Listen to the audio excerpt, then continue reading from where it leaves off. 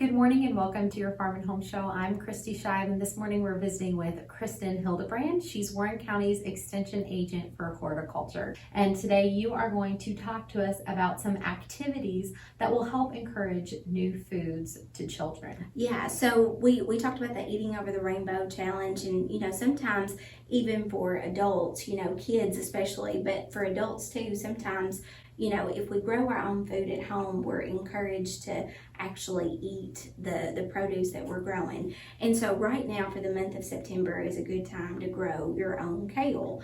And there's a lot of different options for growing kale. I know that a lot of times, people have a conventional garden space where they actually grow kale in the ground. You can certainly do it that way if that, fits what works for you. Another option that can be really good, especially if you want to involve the kiddos, is to grow it in a container.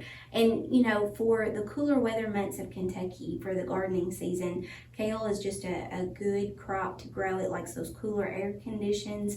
It's also a really good superfood for us because it carries a lot of nutritional information. It's going to supply vitamin A, vitamin C, iron, and also absorbic acid.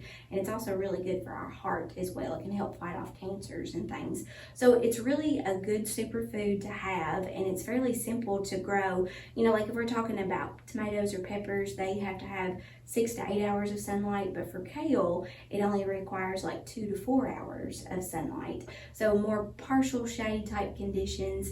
And again, if you get a smaller transplant right now, which we were able to pick up some transplants available at Mammoth Cave Transplants, and so we were able to situate that into a container.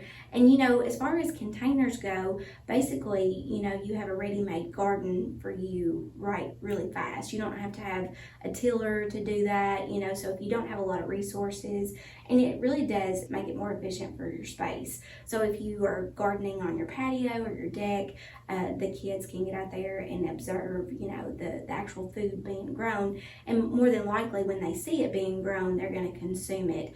And, with our, challenge that we had for the Eating Over the Rainbow, there's other kind of activities you can kind of go into as well. You can kind of read a book. Maybe you could check out the library to see if they have some information on growing kale. You can also do setting a theme for the week to make it extra fun.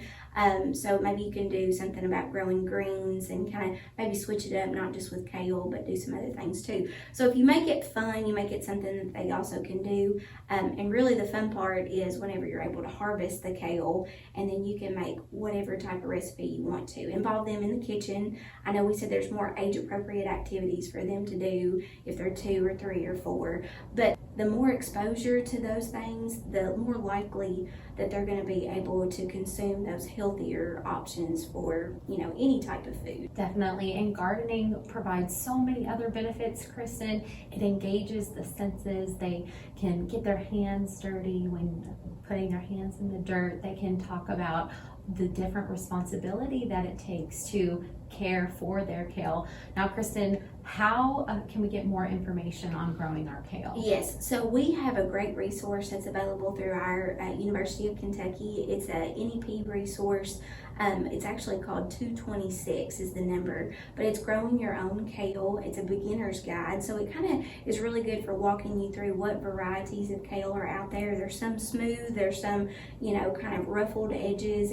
There's different colors. There's more blue, or you can have ones that are more green. So there's just a lot of options there on varieties that do well. And then you can learn a little bit more about harvesting, also pests and diseases, how far apart for spacing. And so if you're growing in containers, we do want to recommend that you have a good container that's big enough to support the kale. Also make sure you have good drainage holes in the bottom of it, and just making sure that you have a really good potting soil mixture to use.